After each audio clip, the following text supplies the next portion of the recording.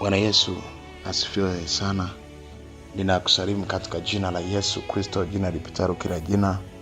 Tunamshukuru Mungu wetu tena kwa ajili ya siku ya leo ambayo Mungu ametupa ya kukaa tena barazani pake, na Mungu tena ametupa kitu kingine ambacho tutashughulika nacho na kitatupa muda mzuri wa kuomba.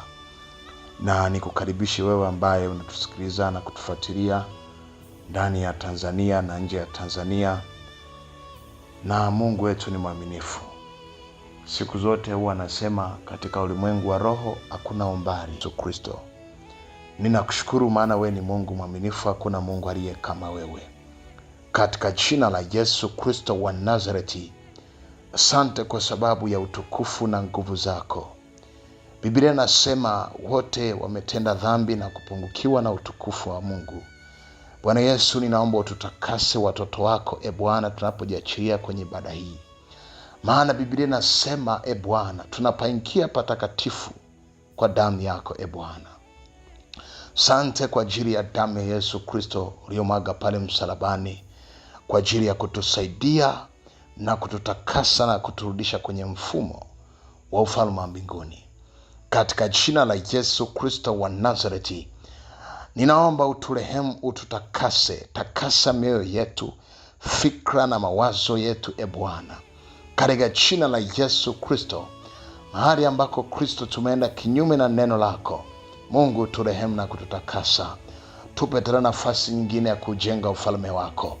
Katika jina la Yesu Kristo wa Nazareti, asante kwa ajili ya watoto wako ambao Bwana tumeungana nao katika jina la Yesu Kristo Bwana kwa semina hii kwa njia ya mtandao. Mungu aliye hai, katika jina la Yesu Kristo, ninaomba nguvu zako zikapate kuwahudumia na kuwasaidia katika wanapotusikiliza na kutufuatilia kutoka nje ya nchi. Mungu aliye hai na ndani ya Tanzania, katika jina la Yesu Kristo wa Nazareti, nguvu zako zikapate kuwahudumia na kuwasaidia katika jina la Mungu Baba, Mwana na Roho Mtakatifu. Amen. Amen. Somo ambalo Mungu ametupa lina kichwa cha somo kinachosema namna ya kushughulika na mfumo wa Misri. Namna ya kushughulika na mfumo wa Misri. Namna ya kushughulika na mfumo wa Misri. Shughulika na mfumo wa Misri ili uweze kufika mahali ulipokusudiwa kufika. Shughulika na mfumo wa Misri ili uweze kufika mahali ulipokusudiwa kufika. Bwana Yesu asifiwe. Haleluya. Tunaposema mfumo wa Misri, ni mfumo wa aina gani? Ni mfumo wa aina gani? Mfumo wa Misri ni aina ya maisha. Ni aina ya maisha ambayo hauruhusiwi kumiliki wala kutawala. Ni aina ya maisha ambayo hauruhusiwi kumiliki wala kutawala. Mfumo wa Misri ni aina ya maisha ambayo hauruhusiwi kumiliki wala kutawala. Hiyo ni maana ya kwanza. Maana ya pili, mfumo wa Misri ni maisha ya utumwa. Mfumo wa Misri ni maisha ya utumwa. Bwana Yesu asifiwe. Kitabu kile cha Kutoka sura ile ya kwanza. Kitabu kile cha Kutoka sura ile ya kwanza na ule mstari wa 13 na wa 14. Kitabu cha Kutoka sura ile ya kwanza mstari wa 13 na wa 14. Kitabu cha Kutoka sura ile ya kwanza mstari wa 13 na wa 14. Biblia inasema, Wamisri wakawatumikisha wana wa Israeli kwa ukali, wakafanya maisha yao kuwa uchungu kwa kazi ngumu, kazi ya chokaa na ya matofari na kila namna ya kazi ya mashamba kwa kazi zao zote walizowatumikisha kwa ukari. Bwana Yesu asifiwe. Sasa kumbuka, tunazungumza kwa habari ya mfumo wa Misri. Tumesema ni aina ya maisha ambayo hauruhusiwi kumiliki wala kutawala. Kwa lugha nyingine, mfumo huu wa Misri, mtu anapokuwa amefungwa na huu mfumo, hautamruhusu kutawala wala hautamruhusu kumiliki. Bwana Yesu asifiwe. Sasa tunakuja kuangalia mfumo ambao uliwakamata wana wa Israeli, ni mfumo wa Misri. Na Biblia inasema baada ya kufa Yusufu, akainuka Farao mpya asiyemjua Yusufu. Sasa baada ya kuinuka huyo mfalme, Biblia inasema wakapanga namna ya kuwatenda kwa akili wana wa Israeli. Biblia inasema wakatafuta aina ya mfumo wa maisha ambao watautumia ili kuweza kuwakamata na kuwatumikisha. Kumbuka, hiki ni kipindi ambacho wana wa Israeli wanajiandaa kuelekea Kanani, lakini wakati wanajiandaa kuelekea Kanani, ghafla mfalme wa Misri ambaye alikuwa ni Farao akainua mfumo, system mpya, aina ya maisha ya kuwatumikisha wana wa Israeli. Wakatumikishwa, walikuwa wanafanya, Biblia inasema walikuwa wanafanya kazi ngumu ya chokaa, walijenga mapiramidi, walifanya kazi ngumu sana. Biblia inasema na kutawala. Bwana Yesu asifiwe. Kitabu kile cha Mwanzo sura ile ya kwanza na ule mstari, Mwanzo sura ile ya kwanza na ule mstari wa 28, Biblia inasema Mungu akawabariki. Mungu akawambia, zaeni mkaongezeke, mkaijaze nchi na kuitisha, mkatawale samaki wa baharini na ndege wa angani na kila kiumbe chenye uhai kinacho juu ya nchi. Bwana Yesu asifiwe. Okay, kati ya kitu kimojawapo ambacho Mungu alikiumba kwenye mfumo wa maisha ya mwanadamu, alituumbia Mungu kumiliki na kutawala. Biblia inasema akawaambia zaeni mkaijaze nchi, alafu akasema mkamiliki na kutawala kila aina ya kiumbe. Sasa kumbuka, wana wa Israeli wamefanya kazi, sio kwamba kazi hawafanyi kazi, wanafanya, lakini hawaruhusiwi kumiliki wala kutawala. Bwana Yesu asifiwe. Lakini kwa lugha nyingine tunasema mfumo wa Misri ni maisha ya utumwa. Biblia inasema ninyi hamtaitwa tena watumwa. Kwa nini? Kwa sababu kati ya kitu kimojawapo ambacho Yesu alikuja kukifanya ni kutuondoa kwenye mfumo, kwenye system nzima ya maisha ya utumwa na kutuingiza kwenye mfumo wa ufalme wa mwana wa pendo lake. Manake ni nini? Biblia inasema hakutupa roho ya utumwa. Manake ni nini? Manake alitutoa kwenye mfumo wa utawala wa utumwa na kutuweka chini ya mfumo wa utawala wa ufalme wa mbinguni, ambao tutatumika ndani yake, tukitumika kama watoto wake, ili tuweze kupata faida, kwa sababu hakuna aliyetumikia ufalme wa Mungu na ufalme wa Mungu ukamwacha kama alivyokuwa. Bwana Yesu asifiwe. Sasa wana wa Israeli wamekaa utumwani miaka 430.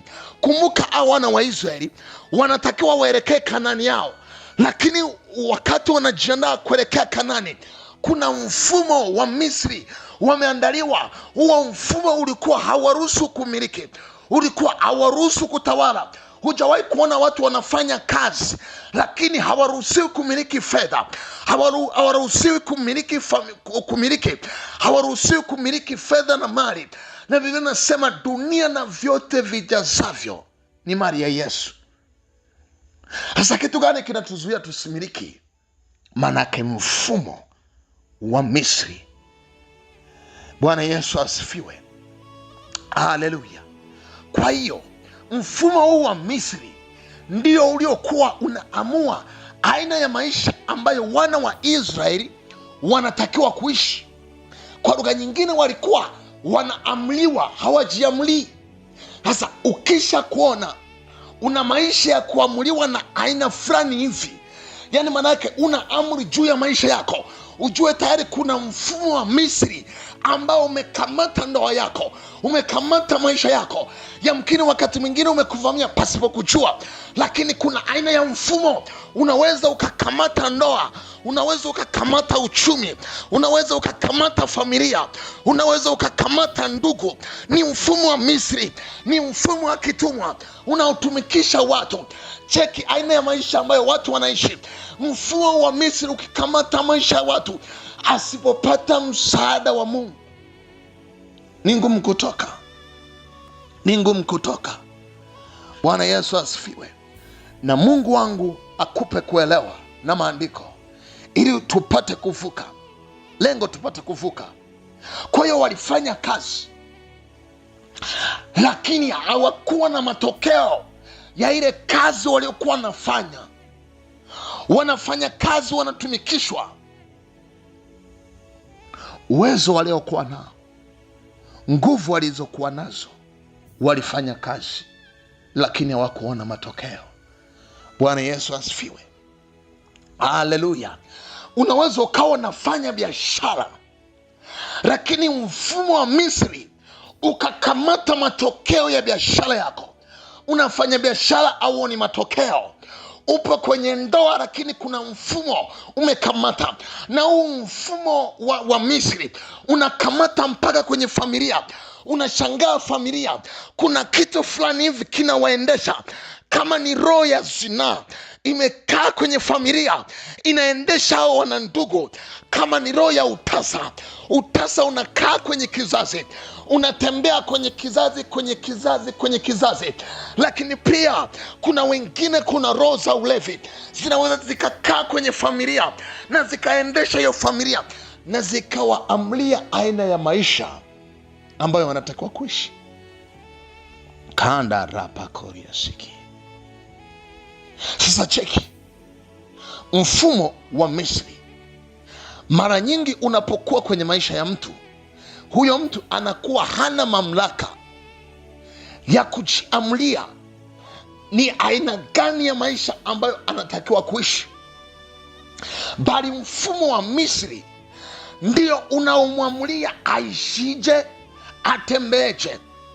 Kwa hiyo tunaweza tukaa kwenye familia, cheki roho ya magonjwa imetafuna ndugu na ndugu, imetafuna maisha yao.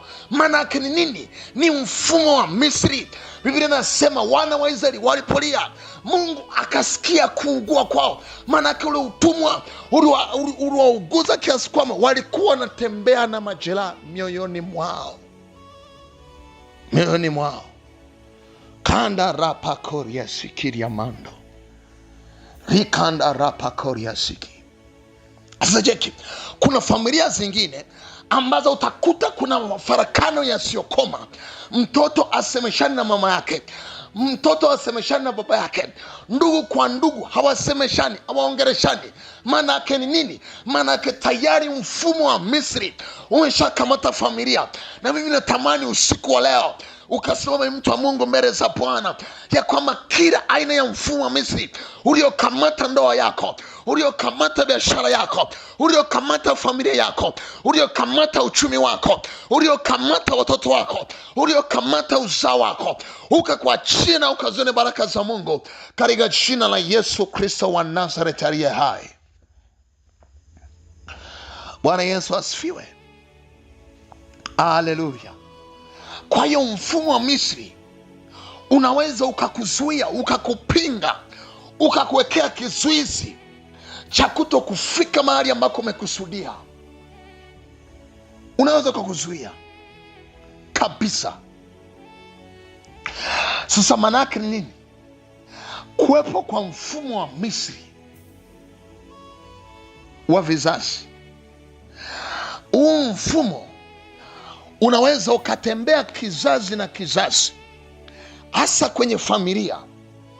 ukajikuta wazazi waliokutangulia au waliotutangulia, kuna aina ya mfumo walioweka, ambao mfumo unadai familia nzima, unadai ukoo mzima kutembea kwenye huo mfumo, na utajikuta vizazi na vizazi vinatembea kwenye huo mfumo, na atakayejaribu kwenda kinyume na huo mfumo, lazima kuna roho zitainuka juu yake na kumshughulikia. Kwa nini? Kwa sababu ametembea nje ya mfumo wa Misri. Bwana Yesu asifiwe. Haleluya. Sasa ngoja nikupe mfano wa namna hii. Fikiria, kuna dada mmoja ambaye alikuwa ni mtumishi mzuri wa Mungu na alikuwa mwimbaji kabisa, na Mungu alikuwa akimtumia na Mungu akimsaidia. Alikuwa anaimba, na akiimba watu wanamuona Mungu sana sana sana sana.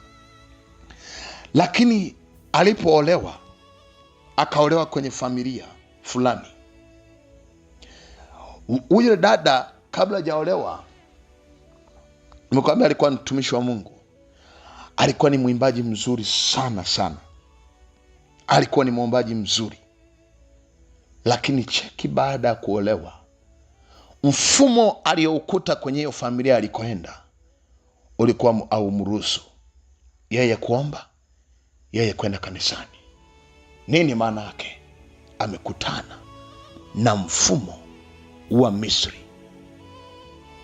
Unaweza ukaokoka kabisa, unaweza ukawa umeokoka, lakini bado kuna aina ya mfumo wa Misri ambao haukuruhusu wewe kumiliki na kutawala. Na Mungu ametuambia kumiliki na kutawala, tutawala kiuchumi, tuwe na nguvu katika ufalme wa Mungu. Biblia inasema tutapata mara 100 hapa duniani, kisha uzima wa milele. Hatutakubali mwaka huu, hatutakubali. Mungu ametuambia kumiliki na kutawala. Sasa cheki, wana wa Israeli wamekaa utumwani miaka 430. Kilichokuwa kimwashikilia ni mfumo wa Misri. Mungu aliamua kumwambia Farao, Farao hakuwaruhusu, akaamua kuachilia mapigo yote 10. Haya kutosha. Nini maana yake? Mungu alichokuwa anatafuta, alikuwa anatafuta kushughulika na mfumo wa Misri. Lakini hayo mapigo yote 10, na wana wa Israeli wanateseka, wamekaa kwenye huo mfumo wa Misri. Farao amekamata maisha yao.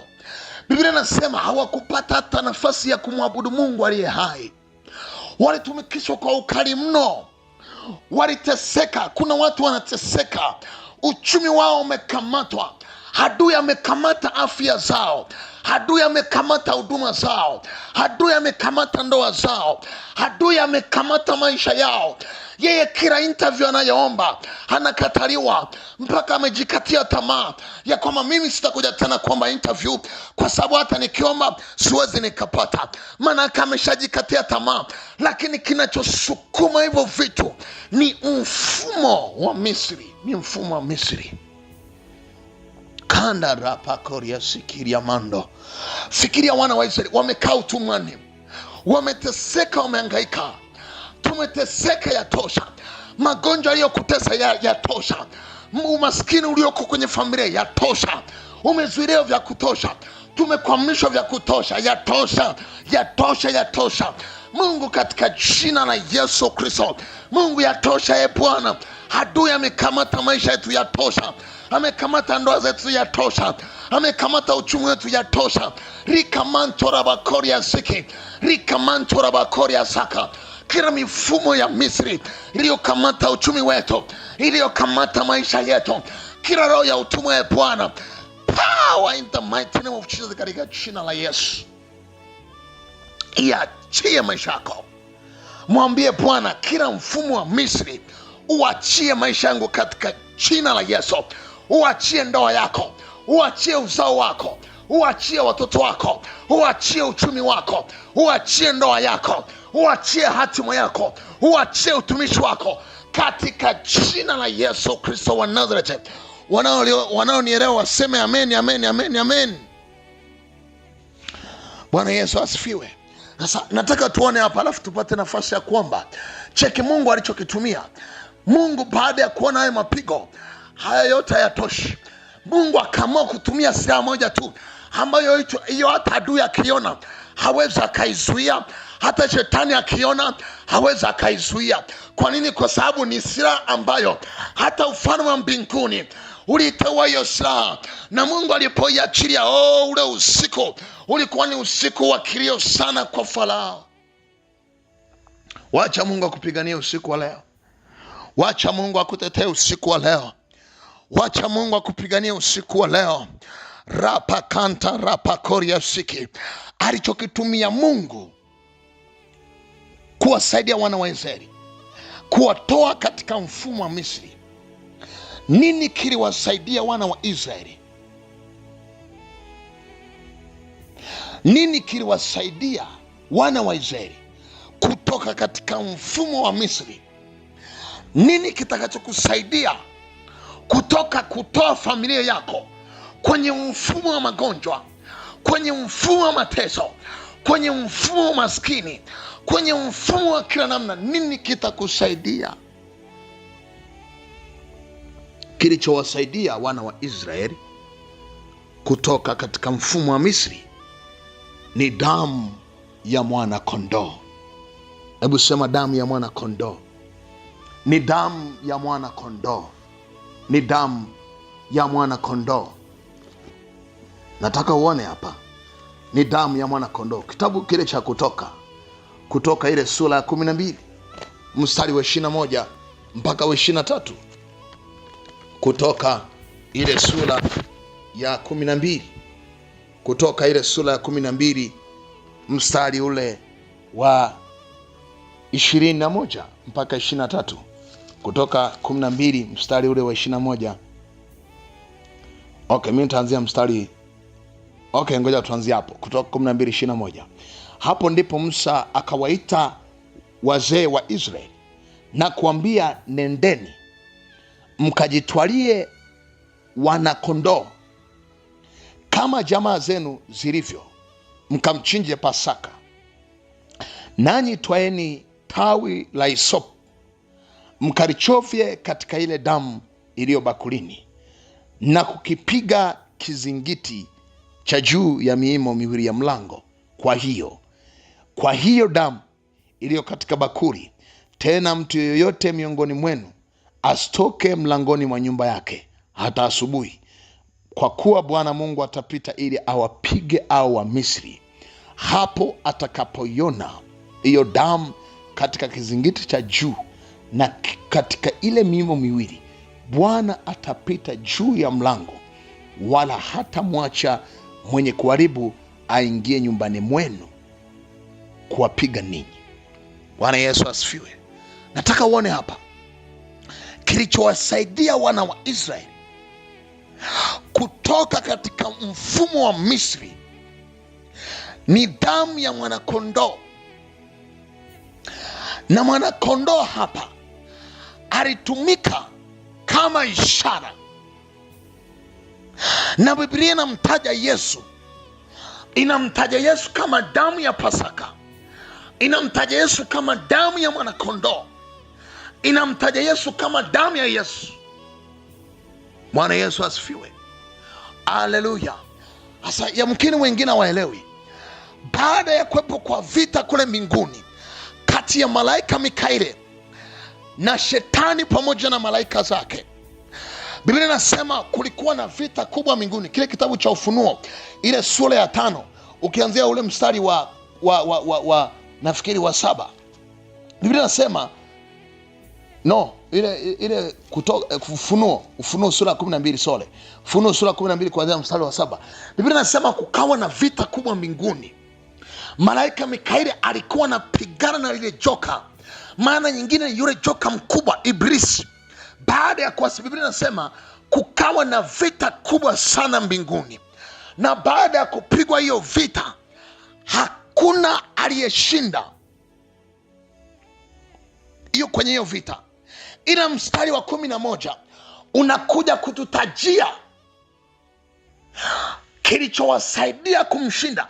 kwa sababu ile vita manake Mikaeli aliyokuwa anapigana nayo, ile manake mechi manake ile ngoma ilitoka draw. Lakini mstari wa 11 anakuja kutuambia silaha ya mwisho iliyowasaidia wakina malaika Mikaeli kushinda. Biblia inasema nao wakamshinda kwa damu ya mwanakondoo na kwa neno la ushuhuda. Bwana Yesu asifiwe. Kwa hiyo sasa wanaposema damu ya mwanakondoo, manake ilikuwa ni ishara ya damu ya Yesu Kristo. Ndio walioitumia wana wa Israeli kuwatoa katika, Mungu ndiye aliyoitumia kuwatoa katika mfumo wa ufalme, mfumo wa utawala wa Farao, mfumo wa utumwa, mfumo wa Misri. Akawatoa kwenye ule mfumo na kuwapeleka kwenye mfumo wa Kanani ambao unawaruhusu wana wa Israeli kumiliki na kutawala katika jina la Yesu Kristo wa Nazareti aliye hai. Haleluya. Kwa hiyo nilikuwa na kuonesha kitu gani hapa? Manake ile damu ya mwanakondoo ilikuwa ni ishara ya damu ya Yesu. Ilikuwa ni ishara ya damu ya Yesu. Kwa nini damu ya Yesu? Kwa sababu damu ya Yesu Kristo ni damu iliyo hai mpaka cha leo. Kama ambavyo damu ya mwanakondoo iliweza kuwatoa wana wa Israeli kwenye mfumo wa Misri, inaweza ikatoa ndoa yako, inaweza ikatoa familia yako, inaweza ikatoa biashara yako kwenye mfumo utawala. Katika jina la Yesu Kristo wa Nazareti aliye hai, ndicho kilichowasaidia hao wana wa Israeli. Kilichowasaidia ni kile kitu, ni damu ya mwanakondoo. Walipoachilia kwenye miimo ya marango, Biblia inasema nguvu za Mungu zikapita na kuwasaidia na kuwatoa kwenye mfumo. Wakatoka kwenye mfumo wa Misri, wakaelekea Kanani yao, ni maombi yangu kwa Bwana katika jina la Yesu Kristo wa Nazareti, kila aina ya mfumo ambao umekamata biashara yako, umekamata uchumi wako, Mungu akakutoa kwenye huo mfumo katika jina la Yesu Kristo wa Nazareti aliye hai. Kanda rapa koria shiki, kanta rapa koria mando, ropo koria shikiria mando rabakoria. Sasa unapotumia damu ya Yesu kiagano, unatarajia nini unapotumia damu ya Yesu kiagano?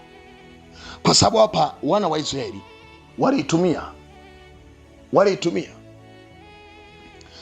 Asa nini tutarajie unapotumia damu ya Yesu kiagano? Watu wengi sana wanaweza wakawa wanajua kwa habari ya damu ya Yesu, lakini wakashindwa kutambua kwa habari ya thamani ya damu ya Yesu. Bwana Yesu asifiwe. Asa unapotumia damu ya Yesu,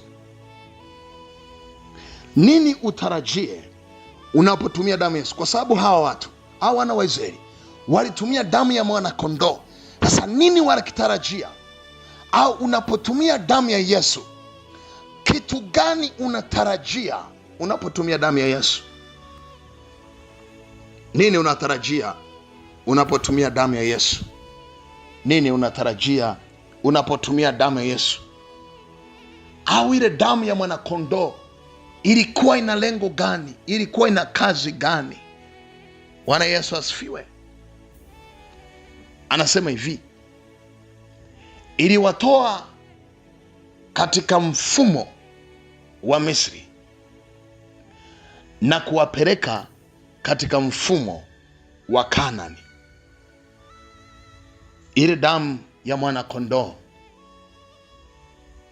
au unapotumia damu ya Yesu, tarajia kutolewa katika mfumo wa Misri na kupelekwa katika mfumo wa Kanani.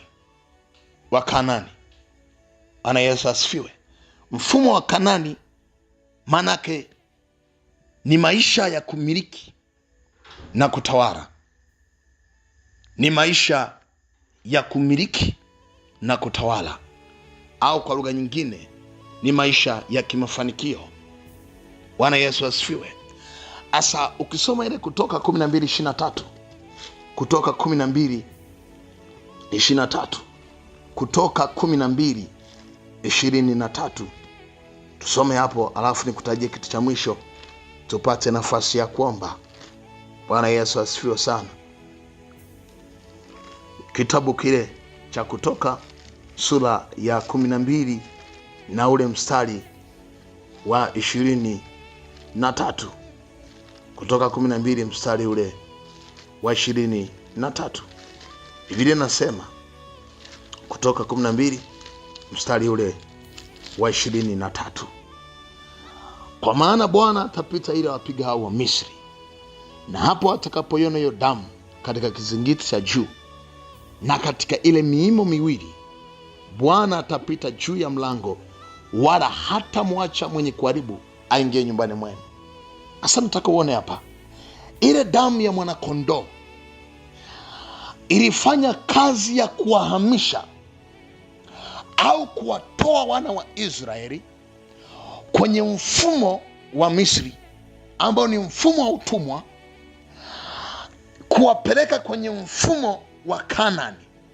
Mfumo wa Kanaani manake ni mfumo ambao unaruhusu, kwa sababu Biblia inasema ni nchi yenye maziwa na asali. Manake ni mfumo wa Kanaani, manake ni mfumo ambao una maisha ya kumiliki na kutawala na kufanikiwa. Sasa nataka uone hapa kilichofanyika. Damu ya Yesu Kristo inachokifanya ni kutuhamisha kutoka kwenye mfumo wa Misri na kutuingiza kwenye mfumo wa Kanaani. Bwana Yesu asifiwe. Ndio maana ile Wakolosai 1:13 anasema, naye alituhamisha kutoka katika nguvu za giza na akatuingiza katika ufalme wa mwana wa pendo lake. Maana yake ni nini? Ngoja nikupe mfano huu. Mtu anapokuwa akiishi maisha ya dhambi, anakuwa kwenye mfumo wa utumwa, au anakuwa kwenye mfumo wa maisha ya kumilikiwa na kutawaliwa. Bwana Yesu asifiwe. Anakuwa anatawaliwa na nini? Na mfumo wa ufalme wa giza. Sasa anapookoka mtu, manake anatolewa kwenye mfumo, kwenye ule mfumo system mzima ya mfumo wa ufalme wa giza, na anaingizwa kwenye mfumo wa ufalme wa mbinguni, ambao huo mfumo utamruhusu yeye kumiliki na kutawala na sio kutawaliwa tena. Kwa sababu mtu anapokuwa kwenye maisha ya dhambi, anakuwa hana uwezo wa kujiamulia, isipokuwa ile dhambi ndio itakuwa inamuamulia, inamuendesha jinsi inavyotaka. Kwa hiyo mtu anapookoka, manake anatolewa kwenye ule mfumo, anaingizwa kwenye ule mfumo wa ufalme wa mbinguni, ambao ndio utakuwa anaongozwa chini ya Roho wake Mtakatifu. Bwana Yesu asifiwe. Sasa damu ya Yesu inachokifanya, au ile damu ya mwana kondoo ilichokifanya, ni kuwatoa wana wa Israeli kwenye mfumo wa Misri, ikawaingiza kwenye mfumo wa Farao. Na yamkini unanisikiliza na kunifuatilia, kuna mfumo wa Misri umekaa kwenye huo mfumo, yatosha. Biblia inasema kwenye kile kitabu cha Kumbukumbu ya Torati sura ya 1 na ule mstari wa 6, Mungu akawaambia wana wa Israeli ya kwamba mlivozunguka mlima huu vyatosha, mlivokaa kwenye mfumo wa Misri vyatosha, mlivokaa kwenye maisha ya utumwa yatosha, mlivokaa kwenye hiyo ndoa na mafarakano na marumbano yatosha. Umeomba interview nyingi unakosa, lakini yatosha. Wacha damu ya Yesu Kristo ikakupiganie kwenye hiyo mifumo inayopingana na hatima yako, kwenye hiyo mifumo inayopingana na maisha yako, na kukuzuia usifike mahali ambako Mungu amekusudia ufike. Haleluya. Nataka nikutajie jambo jingine, alafu tupate nafasi ya kuomba. Tarajia. Jambo la pili, tarajia nini? Unapotumia damu ya Yesu Kristo unatarajia nini? Tarajia damu ya Yesu Kristo kunena kwa ajili yako, kunena kwa ajili yako. Tarajia damu ya Yesu kunena au kusema kwa ajili yako. Bwana Yesu asifiwe. Damu siku zote waga inanena, waga inanena. Haijalishi ni damu ya mbuzi, haijalishi ni damu ya mafahari, haijalishi ni damu ya mtu, waga inanena. Biblia inasema kwenye kile kitabu cha Mwanzo ile sura ya 4 mstari wa 10, baada ya Kaini kumuua ndugu yake Abili, Biblia inasemaje? Mungu akamwambia Kaini, mbona damu ya ndugu yako inaniriria kutoka kwenye ardhi? Sasa damu inaweza ikanena kwenye ardhi, damu inaweza ikanena kwenye anga au mbingu, na damu inaweza ikanena juu ya jua na mwezi. Bwana Yesu asifiwe. Ulimwengu wa giza ndio wanafahamu, na ndio maana kama uliwahi kwenda kwa waganga, utakuta waganga wengi anakuambia hapa leta kuku, hapa leta mbuzi.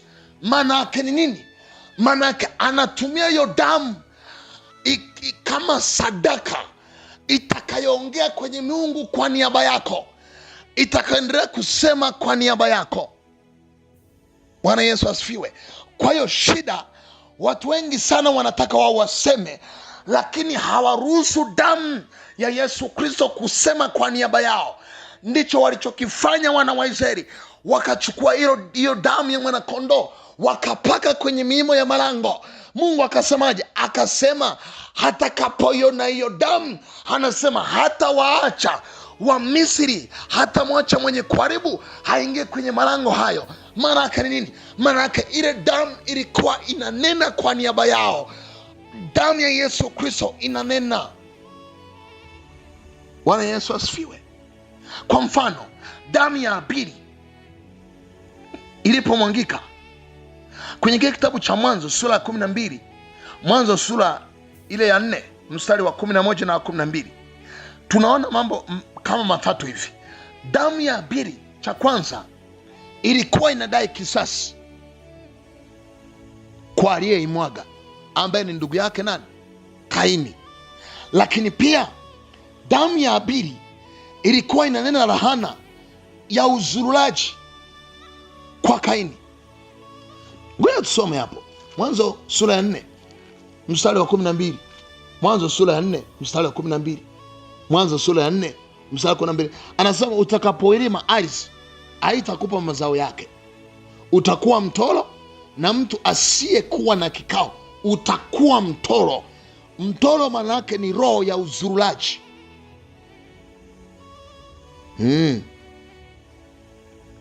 Kwa unaweza ukanielewa hapa. Kama hicho kitu kipo kwenye familia, ndugu zako wanapotea potea, hawana shughuli ya kufanya, wapo tu, ujue kuna damu zinadai mahali. Anasema utakuwa mtoro na mtu asiye na kikao. Kwa hiyo damu ya Abili pia ilikuwa inanena Kaini kwamba haruhusiwi kuwa na makao hapa duniani. Hasa nataka nikuoneshe kitabu kile cha Ibrania ile sura 12 mstari wa 24. Biblia inasema hivi: na Yesu Kristo mjumbe wa agano jipya na damu ya kunyunyiza inenayo mema kuliko ya Abili. Manake damu ya Yesu Kristo inanena mema kuliko damu ya Abili. Kwa nini? Kwa sababu damu ya Abili inapoenda mbele za Mungu inadai kisasi, kwamba Mungu hata lini utaripa kwa ajili ya damu iliyomwagika. Sasa wana wa Israeli, kilichowatoa kwenye mfumo wa Misri, damu ile ya mwana kondoo ilinena kwa ajili yao. Ilinena kitu gani?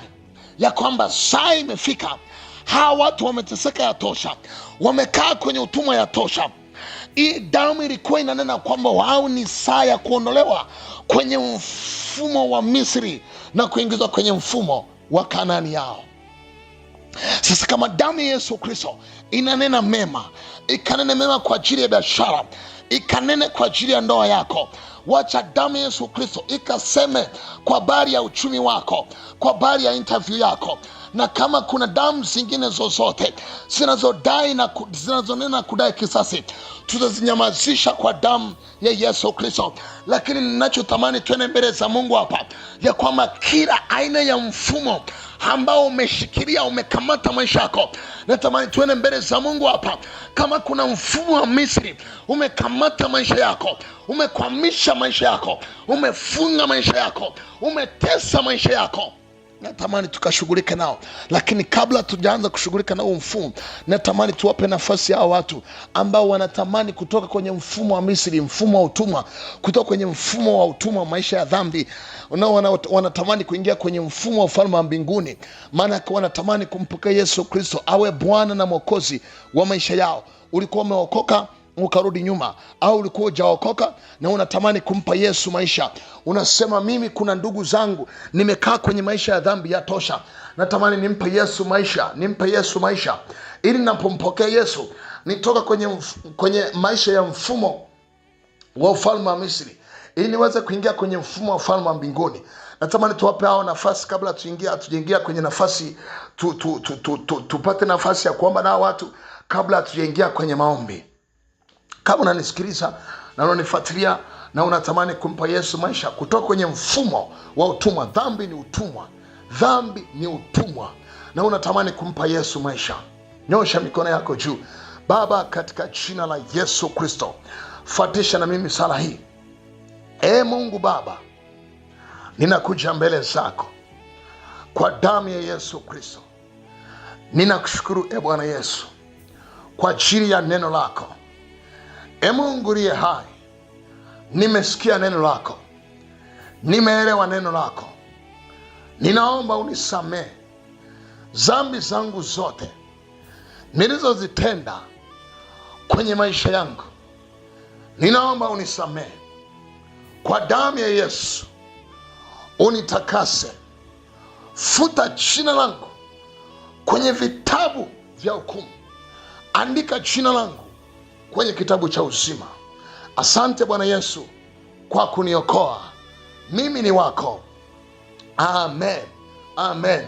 Sasa natamani twende tuombe hapa mbele za Mungu. Hapa tutakuwa na agenda kubwa mbili. Jambo la kwanza, tutashughulika na mfumo wa Misri. Unanisikiliza na kunifuatilia. Mfumo wa Misri maana yake ni nini? Ni mfumo, tumesema ni mfumo wa utumwa, maisha ya utumwa. Yamkini kuna roho ya magonjwa imekutesa kwa muda mrefu, imetesa ndugu zako, imetesa familia. Yamkini ni kwa habari ya uchumi, uchumi wako umefungwa, uchumi wako umekamatwa. Maana yake ni mfumo wa Misri huo umekamata maisha yako. Unatamani kuona Mungu akikupa hatua, lakini hausogei. Unafanya kazi lakini hauoni matokeo. Maana yake ni mfumo wa Misri. Kwa hiyo tutaushughulikia kwanza huu mfumo wa Misri, ili uachie maisha yetu, ili uachie huduma zetu, ili uachie. Na jambo la pili, tutaachilia damu ya Yesu ikanene kwa habari ya kesho zetu, ikanene kwa habari ya uchumi wetu, ikanene kwa habari ya biashara zetu, ikanene kwa habari ya maisha yetu. Tutakuwa na agenda kubwa mbili. Kusanya nguvu. Natamani tusukume maombi. Mwambie Bwana, mwambie kila mfumo wa Misri usiku wa leo, tangaza kwenye ulimwengu wa roho. Unanisikiliza mahali popote kwa njia ya mtandao, hapo sebleni, hapo chumbani, ni saa ya kuomba sasa na kumwambia Mungu ya kwamba kila aina ya mfumo wa Misri uliokamata maisha yangu, uliokamata uchumi wangu, uliokamata huduma yangu, uliokamata biashara yangu, uliokamata familia yangu, uliokamata uzao wangu. Yamkini umekuwa ukihangaika kwa muda mrefu hujapata uzao. Maana yake ni nini? Maana yake kuna mfumo wa Misri. Mungu, katika jina la Yesu Kristo, sante kwa sababu ya uaminifu wako, sante kwa sababu ya nguvu zako, sante kwa sababu ya uweza na ukuu wako. Biblia inasema kwa kupigwa kwako Mungu sisi tumepata kupona, katika jina la Yesu Kristo. Sante kwa ajili ya watoto wako ambao Mungu nimeungana nao Bwana, katika jina la Yesu Kristo wa Nazareti, na kwa damu ya Pasaka, kwa jina la Yesu Kristo, na kwa damu ya Yesu Kristo. Mungu tunakuja kwako katika jina la Yesu Kristo. Mungu usiku wa leo Bwana, kwa jina la Yesu Kristo, kwa damu ya Pasaka, kila mfumo wa Misri uliokamata maisha yangu, uliokamata uchumi wangu, uliokamata ndoa yangu, uliokamata uzao wangu, kwa jina la Yesu Kristo, kwa damu ya Yesu Kristo, ninaachilia damu ya Yesu, ninaachilia damu ya Yesu, ninaachilia damu ya Yesu, ninaachilia damu ya Yesu, ninaachilia damu ya Yesu juu ya watoto wako Mungu wanaonisikiliza. Kila mfumo wa Misri unaachia maisha yao. Kila mfumo wa Misri unaachia uchumi wao. Kila mfumo wa Misri kwa jina la Yesu umekamata uchumi wao. Mungu lia katika jina la Yesu. Hawaruhusu Bwana kumiliki. Hawaruhusu Bwana kumiliki. Kwa jina la Yesu hawaruhusu Bwana kumiliki na kutawala Bwana kwa damu ya Kalvari. Rapakanda rapakoria rikamanto rabakoria siki ropokoria masikiria manto ropokonda rapakoria siki rikamandora ramanta rabakoria siki ropokoria mandarabasata. Achilia maombi yako, tangaza kwenye ulimwengu wa roho ya kwamba kila mfumo wa Misri uliokamata uchumi wangu, kila mfumo wa Misri uliokamata uzao wangu, kila mfumo wa Misri uliokamata afya yangu, tangaza kwenye ulimwengu wa roho kwa jina la Yesu Kristo na kwa damu ya Kalvari. Mungu, tunatangaza kwa jina la Yesu aliye hai na kwa damu ya Yesu Kristo, kila mfumo wa Misri uliokamata uzao wa huyo mtoto wako, uliokamata uzao wake, unaachia sahi kwa jina la Yesu, kwa jina la Yesu. Kila roho za magonjwa, kila roho za magonjwa kwa jina la Yesu aliye hai, ninatoesha hiyo mifumo kwa jina la Yesu, kwa jina la Yesu, kwa jina la Yesu, kwa jina la Yesu. Tangaza, mwambie Bwana, mwambie Yesu Kristo, ninahama kutoka kwenye mfumo wa Misri kwenye eneo langu la uchumi. Ninahama kwa damu ya Yesu. Huduma yangu ya Bwana ilipokamatwa, tangaza kama ni huduma, tangaza kwenye ulimwengu wa roho. Kama ni uchumi wako, tangaza kwa jina la Yesu, tangaza kwa damu ya Kalvari. Mungu, katika jina la Yesu, na Mungu katika damu ya Pasaka, ninatangaza kwa damu ya Yesu, ninatangaza kwa jina la Yesu, kila mfumo wa utumwa, kila mfumo wa Misri uliokamata maisha yangu, uliokamata hiyo nafsi, Ndio. Kuna nafsi zinaachiliwa hapa. Kuna nafsi zinafunguliwa hapa kwa jina la Yesu Kristo. Hiyo roho ya utumwa, hiyo roho ya magonjwa iliyokamata nafsi yako kwa jina la Yesu aliye hai. Huo moto wa kimbingu unapita. Rapa koria siki, ropo koria masiki, rikanda rapa koria Shananana ropo koria masikiri ya manto ropo konda rapa koria sike kwa jina la Yesu aliye hai. Mungu, naachilia damu ya Yesu. Mungu, kwenye nafsi yangu, Mungu, naachilia damu ya Yesu. Achilia damu ya Yesu kwenye nafsi yako. Nasikia kuna watu ambao nafsi zao zimekamatwa na adui amekamata nafsi zao, hata maamuzi yao yamekamatwa. Hata Bwana, katika jina la Yesu Kristo, akili zao na ufahamu wao umekamatwa kwa jina la Yesu Kristo. Hiyo nafsi inaachiliwa, naachilia damu ya Yesu. Waliokamata nafsi yako, huo mfumo wa Misri, huo mfumo wa utumwa uliokamata nafsi yako, kwa jina la Yesu, power in the mighty name of Jesus, katika jina la Yesu Kristo, ninaachilia damu ya Yesu. Waliokamata nafsi yangu,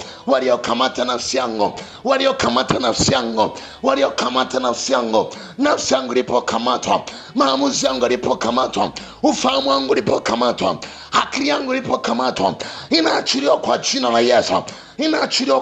la Yesu. Uchumi wangu ulipokamatwa na mfumo wa Misri, kwa jina la Yesu na kwa damu ya Pasaka. Wengine mikono yao imekamatwa, wamesema kwamba wasimiliki, mikono yao imekamatwa, inaachiliwa. Hiyo damu ya Yesu inapita, hiyo damu ya Yesu inapita, hiyo damu ya Yesu inapita, hiyo damu ya Kalvari inapita. Achilia mambo yako, sukuma hayo mambo yako, mtu wa Mungu. Kuna kitu kinatokea. Kuna wengine mikono yao imekamatwa, umeandikiwa kwamba asimiliki. Mfumo wa Misri umekamata mikono yao kwa jina la Yesu Kristo wa Nazareth, kwa damu ya Yesu Kristo, hiyo damu ya Yesu Kristo ikanene mema, ikanene mema kwenye hiyo mikono iliyokamatwa, ikanene kumiliki kwa jina la Yesu. Ninatangaza mikono iliyofungwa, mikono iliyofungwa, kama zilizofunga hiyo mikono, kama zilizofunga hiyo mikono, power in the mighty name of Jesus, katika jina la Yesu. Unaachiliwa, unaachiliwa, unaachiliwa, unaachiliwa, unaachiliwa, unaachiliwa. Huo moto wa kimbingu unapita, huo moto wa kimbingu unapita, huo moto wa kimbingu unapita. Biblia inasema nitabariki kazi ya mikono. Ombea hiyo mikono yako, ombea mikono yako. Wana wa Israeli hawakuruhusiwa kumiliki, hawakuruhusiwa kumiliki. Nini maana yake? Mfumo wa Misri ulikuwa umekamata, ulikuwa umekamata uchumi wao, ulikuwa umekamata. Walifanya kazi lakini hawakumiliki. Unafanya kazi lakini hujawahi kumiliki fedha. Maana yake kile unachokipata unashangaa ghafla kunatokea shida, haujawahi kuona hata matunda ya kazi yako. Kwa jina la Yesu Kristo na kwa damu ya Kalvari, kwa jina la Yesu Kristo, Mungu tunaombea mikono yetu, Mungu tunaombea mikono yetu. Kila roho za kutapanya, kila roho za kutapanya, kutapanya fedha, kutapanya fedha, na kama kuna damu Mungu zinadai juu yetu, zinalia zinasema hawatamiliki uchumi, hawatamiliki uchumi. Kwa jina la Yesu na kwa damu ya Yesu Kristo tunanyamazisha hizo damu, tunanyamazisha hizo damu kwa damu ya Yesu Kristo, tunanyamazisha hizo damu kwa damu ya Yesu Kristo, tunanyamazisha hizo damu kwa damu ya Yesu Kristo. Tunaachilia damu ya Yesu ikanene Bwana kwa habari ya mikono yetu. Mikono yetu itamiliki, mikono yetu itamiliki, itamiliki fedha, itamiliki mali kwa jina la Yesu Kristo na kwa damu ya Pasaka. Kila aina mifumo ya Bwana iliyokuwa tangaza, ondoa hiyo mifumo kwenye ndoa. Kama kuna mfumo wote wa Misri umekamata familia, peleka damu ya Yesu, mwambie Bwana, kila mfumo wa Misri uliokamata familia, uliokamata familia, yamkini ni roho za mafarakano, yamkini ni magomvi yasiyoisha, yamkini ni roho za magonjwa, yamkini kuna matabia na maroho ya kurisi. Ni mfumo wa Misri huo. Haribu huo mfumo, haribu huo mfumo, haribu huo mfumo, haribu huo mfumo, haribu huo mfumo kwa damu ya Yesu Kristo, kwa jina la Yesu Kristo, kwa damu ya Yesu Kristo, kwa jina la Yesu Kristo, kwa damu ya Yesu Kristo. Huo moto unapita, huo moto unapita mpaka kwenye familia Bwana. Huo moto unapita Bwana. Kila mfumo wa Farao uliokamata maisha yangu, kila mfumo wa Farao uliokamata maisha yangu, kwa jina la Yesu aliye hai na kwa damu ya Yesu Kristo, kwa jina la Yesu aliye hai na kwa damu ya Yesu Kristo. Huo moto wa Kalvari unapita, huo moto wa Kalvari unapita kwa jina la Yesu. Kila mifumo ya Farao, kila mifumo ya Misri kutoka kwenye familia iliyokamata uchumi wangu, iliyokamata huduma yangu, kwa jina la Yesu, kwa jina la Yesu ninavunja mifumo ya familia, hiyo mifumo ya kurisi, hizo tabia za kurisi, hizo tabia za kurisi, hizo tabia za ulevi, hizo tabia za ulevi, hizo tabia kwa jina la Yesu, hizo tabia, hizo tabia, hizo tabia za uasherati, hizo tabia kwa jina la Yesu. Hizo roho za magonjwa, hizo roho za magonjwa, hizo roho za magonjwa, hizo roho za magonjwa zinaachia, zinaachia, zinaachia, zinaachia, zinaachia, zinaachia, zinaachia, zinaachia. Huo mfumo wa Misri unaachia maisha yako, unaachia maisha yako kwa jina la Yesu na kwa damu ya Yesu Kristo wa Nazareti. Tamani tukamalizia agenda ya mwisho. Agenda ya mwisho tumesema tutaruhusu damu ya Yesu iseme kwa ajili yetu, iseme kwa ajili yetu. Ruhusu damu ya Yesu. Yamkini umekuwa ukifanya interview na unakosa, au yamkini unatarajia kufanya interview kwa mwezi huu. Mwambie Bwana, naachilia damu ya Yesu ikaseme kwa ajili ya vyeti vyangu, ikaseme kwa ajili yangu, ikaseme kwa niaba yako, ikaseme, ikaseme, ikaseme kwa habari ya biashara, ikaseme, ikaseme, ikaseme kwa habari ya uzao wako, ikaseme, ikaseme. Ruhusu tu damu ya Yesu, Ruhusu damu ya Yesu ikaseme kwa ajili ya utumishi na huduma ambayo uko nayo, ikaseme kwa ajili ya mipango yako ya mwaka huu Mungu, katika jina la Yesu na kwa damu ya Yesu Kristo. Damu ya Yesu Kristo ilimwagika msalabani, inayonena mema kuliko ya Abili, Bwana, kwa jina la Yesu Kristo. Mungu, asante kwa sababu ya utukufu na nguvu zako. Ninakuinua kwa ajili ya watoto wako. Ninaruhusu hiyo damu ya Yesu ikaseme kwa habari ya uchumi wao, ikaseme kwa habari ya uchumi wao, ikaseme Bwana habari ya uchumi wao ukafunguliwe kwa damu ya Yesu Kristo. Biashara zao zikafunguliwe kwa damu ya Yesu Kristo. Mungu akaone matokeo ya biashara zao na kazi zao kwa jina la Yesu Kristo.